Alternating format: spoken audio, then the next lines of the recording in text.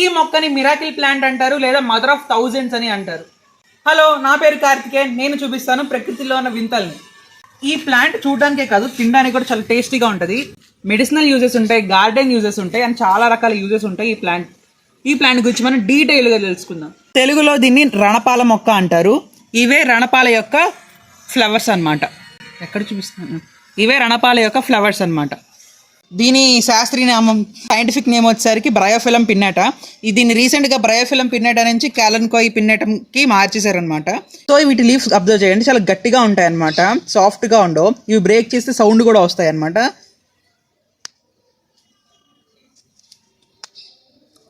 Sound వచ్చిందే, so అది sound అనమాట. సో అంత గట్టిగా ఉంటాయి. వీటిలో ఎక్కువగా వాటర్ ఉండడం వల్ల, తర్వాత సెల్స్ కాంపాక్ట్గా ఉండడం వల్ల ఇంత గట్టిగా ఉంటాయి. తరువాత దీని మీద క్యూటికల్ లేయర్ అనేది థిక్గా ఉంటుంది. క్యూటికల్ లేయర్ అంటే ఈ సర్ఫేస్ మీద ఉన్న ఈ యొక్క లేయర్ అనమాట. అది ఒక వ్యాక్స్ కోటింగ్ లాగా ఉంటుంది. సో అది ప్లాంట్స్కి ఎందుకు ఉంటుందంటే ఇన్సెక్ట్స్ నుంచి కానీ, డిసీజ్ నుంచి కానీ, లేదా వెదర్లో క్లైమేట్ చేంజెస్ ఉంటాయి కదా, దాని నుంచి తట్టుకోవడానికి కానీ ఆ క్యూటికల్ అనే లేయర్ అనేది ఈ ప్లాంట్ని ప్రొటెక్ట్ చేస్తూ ఉంటుంది అనమాట. అండ్ ఈ లీఫ్లో మీరు అబ్జర్వ్ చేస్తే ప్రతి ఎడ్జ్, అంటే ఈ ప్రతి ఎడ్జ్కి మీకు ఒక డిప్రెషన్, అంటే ఒక లోతు ఉంటుంది. అంటే ఇక్కడ ఒక పాయింట్, తర్వాత ఇక్కడ ఒక పాయింట్, ఇక్కడ ఒక పాయింట్, అంటే లోపలికి ఇలా కర్వ్ అవుతున్న పాయింట్స్ అనమాట. ఇలా కర్వ్ అయిపోతున్న పాయింట్స్ దగ్గర మనకి సెల్స్ యాక్టివ్గా ఉంటాయి. ఇంకొంచెం క్లోజప్లో చూస్తే ప్రతిదీ గ్రీన్ కలర్లో ఉంటుంది, కానీ ఈ యొక్క కార్నర్ చూడండి బ్లాక్ ఉంటుంది. ఇలా కార్నర్స్ అనేవి బ్లాక్ ఉంటాయి అన్నమాట. అక్కడ సెల్స్ యాక్టివ్గా ఉంటాయి. ఆ సెల్స్లో కొత్త ప్లాంట్ని తయారు చేసుకునే ఎనర్జీ కానీ దాని ఎబిలిటీ ఆ సెల్స్లో ఉంటాయి అనమాట. అందుకే అక్కడ బ్లాక్ కలర్లో ఉంటాయి. ఇది ప్లాంట్. ఇవి ఓల్డర్ లీవ్స్ అనమాట, అంటే పాత లీవ్స్, మెచ్యూర్డ్ అయిపోయిన లీవ్స్. ఇలా ఎల్లో కలర్లో వస్తాయి, ఎల్లో కలర్ షేడ్ ఉంటుంది. పైకి వెళ్తున్న కొద్దీ కొత్త లీవ్స్ ఉంటాయి అనమాట, గ్రీన్ కలర్లో ఉంటాయి.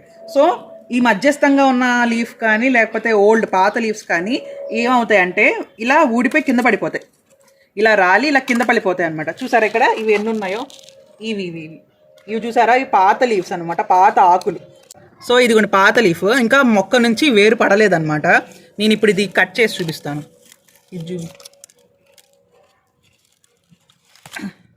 కట్ చేశాను. సో ఈ పాత లీవ్స్కి ఇలా ప్లాంట్స్ వస్తాయి అనమాట.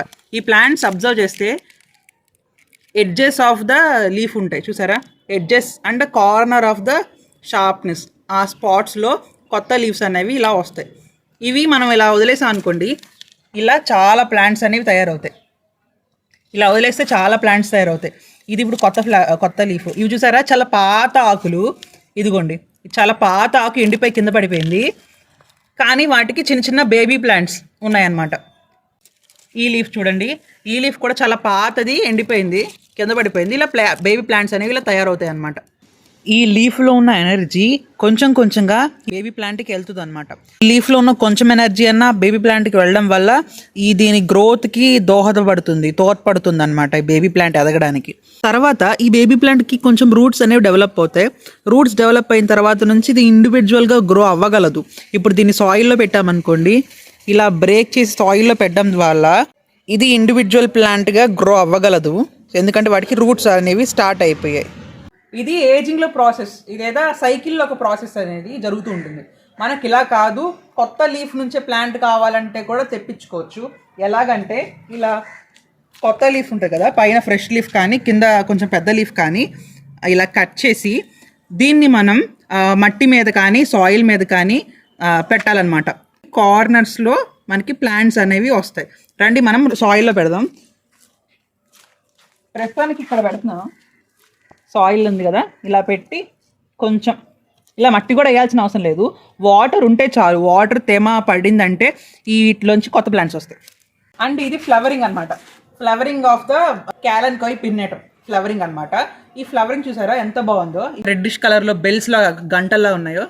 సో అవి బడ్ ఫేజెస్లో ఉన్నప్పుడు చెర్రీస్లా ఉంటాయి అనమాట. పెడంకల్ అండ్ పెడిసిల్. మనకి ప్రతి సైడ్కి 2 బ్రాంచెస్ వస్తాయి. ఈ ఫ్లవర్స్ ఇవి యాక్చువల్గా ఫ్లవర్స్ అనేవి డ్రూప్ అయిపోతాయి. డ్రూప్ అంటే కింద పడిపోతాయి. ఇవి ఎక్కువగా సీడ్స్ అని తయారవ్వవు. అవి కూడా మెచ్యూర్డ్ ప్లాంట్స్కి మోస్ట్గా వస్తాయి. ఇప్పుడు ఇది చూడండి, ఈ సైడ్లో ఉన్న ప్లాంట్ లైట్ గ్రీన్, పాతది ఎల్లో కలర్లో కనిపిస్తుంది, లైట్ గ్రీన్. సో ఇది పాతది అనమాట. అండ్ ఇవి చూడండి, ఇవి బ్రైట్ కలర్లో బ్రైట్ గ్రీన్లో ఉన్నాయి. సో ఇవి కొత్తవి లేదా యంగ్గా ఉన్నాయని అర్థం. అది మెచ్యూర్డ్ అయిపోయి దాని ఏజ్ అయిపోయింది. సో ఆ టైంకి ఇలా ఫ్లవరింగ్స్ వస్తాయి. సరదాగా ఇప్పుడు ఒక ఫ్లవర్ తీసి ఈ ఫ్లవర్లో ఏముందో చూద్దాం. ఇవి కేలిక్స్ అంటారు, అంటే ఇదనమాట. దీన్ని కేలిక్స్ అంటారు. ఈ లైట్ గ్రీన్ కలర్లో ఉన్నాయి. సో ఇవి 4 ఉంటాయి అనమాట. 1 2 3 అండ్ 4. ఇవి 4 ఉంటాయి కేలిక్స్. అండ్ ఇవి కొరల్లా కూడా 4 ఉంటాయి అనమాట, అంటే పెటల్స్ అనమాట. ఇలా 4 ఉంటాయి. అండ్ ఇవి main parts of the flower అనమాట. ఇటువైపు ఉన్నవన్నీ మెయిల్ అనమాట. అండ్ ఇటువైపు ఉన్నది ఇది, ఇప్పుడు ఇది ఫీమేల్ అనమాట. ఇవన్నీ 8, మెయిల్స్ అన్నీ 8, ఫీమేల్స్ మాత్రం 4 ఉంటాయి. 4 ఇదిగోండి, ఇవి 8. ఇంకొంచెం ఓపెన్ చేద్దాం. ఈ పార్ట్ అనేది బల్జ్ అయి ఉన్నది ఫీమేల్ పార్ట్ కిందది. ఇది ఫ్రూట్ అనమాట. ఈ ఫ్రూట్ లోపల సీడ్స్ వస్తాయి ఒకవేళ ఇది మెచ్యూర్డ్ అయితే. నేనైతే మోస్ట్లీ ఈ ప్లాంట్కి ఏమి అబ్జర్వ్ చేయలేదు. మెడికల్ యూజెస్లో మోస్ట్లీ కిడ్నీ స్టోన్స్ ఒకటి, గాల్ బ్లాడర్ స్టోన్స్ కానీ ఇవి తగ్గించే ఛాన్సెస్ ఉంటాయి. ఆయుర్వేదాలో కూడా యూజ్ చేస్తారు. ఈ ప్లాంట్ మీ ఇంట్లో ఉందంటే రోజు టీ బదులు ఇలా కషాయం చేసుకొని డికాక్షన్ లాగా చేసుకొని మరి రోజు తాగొచ్చు. ప్లక్ చేసుకొని డైరెక్ట్గా తినేయచ్చు. ఇవి పుల్లగా ఉంటాయి కొంచెం. ఇక్కడ అబ్జర్వ్ చేయాల్సిన విషయాలు 2 ఉంటాయి.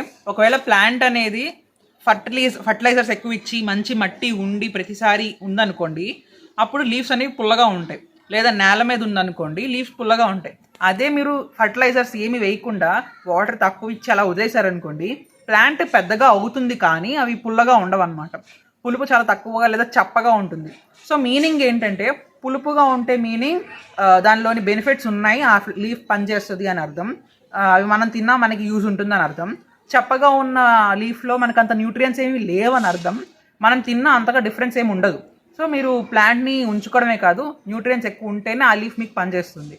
ఈ వీడియో కనుక మీకు నచ్చినట్లయితే లైక్ చేయండి, షేర్ చేయండి అండ్ సబ్స్క్రైబ్ చేసుకోండి. I wish you all happy gardening.